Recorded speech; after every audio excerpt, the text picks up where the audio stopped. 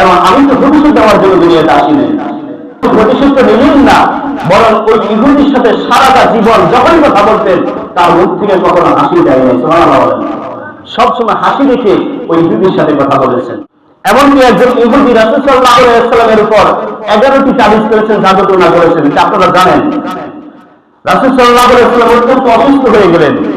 জিবরাইল আলাইহিস সালাম স্বপ্নের জীবনে এসে রাসূল সাল্লাল্লাহু আলাইহি ওয়াসাল্লামকে বললেন, আপনার প্রতি 11টা জাদুটোনা করা হয়েছে এবং কে করেছেন সেই ইহুদির নামও বলেছেন। রাসূল সাল্লাল্লাহু আলাইহি ওয়াসাল্লাম সকালবেলা ঘুম থেকে ওঠার পরে মসজিদে ফজরের পরে সাহাবায়ে কেরামদেরকে বললেন যে অমুক ইহুদি আমার প্রতি জাদুটোনা করেছেন এবং 11টা গিফট দিয়েছেন।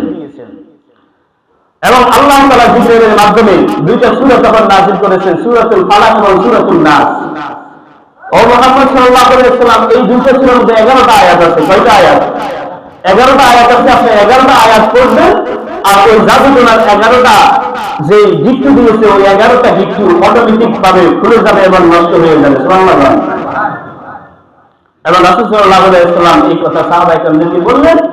রাসূল সাল্লাল্লাহু আলাইহি ওয়াসাল্লাম আরো গোলাপ করলেন, সুস্থতা লাভ করলেন। এরপর সাহাবায়ে কেরাম আরজ করলেন, ইয়া রাসূলুল্লাহ, যে ইহুদি আপনাকে মারতে চাইছে, হত্যা করতে চায়, আপনার প্রতি জাদুটোনা করলো, আপনি একবার বলেন আমরা তাকে হত্যা করে ফেলবো, আমরা তাকে ছিঁড়ে ফেলে ফেলবো। রাসূল সাল্লাল্লাহু আলাইহি ওয়াসাল্লাম বললেন, আমি চাই না পৃথিবীতে বিশৃঙ্খলা সৃষ্টি হোক, আমি চাই না দুনিয়াতে বিশৃঙ্খলা হোক, আমার কারণে বিশৃঙ্খলা হোক, এবং আমি তো প্রতিশোধ দেওয়ার জন্য দুনিয়াতে আসিনি।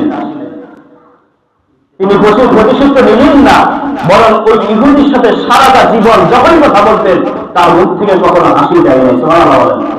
সবসময় হাসি রেখে ওই ইহুদির সাথে কথা বলেছেন।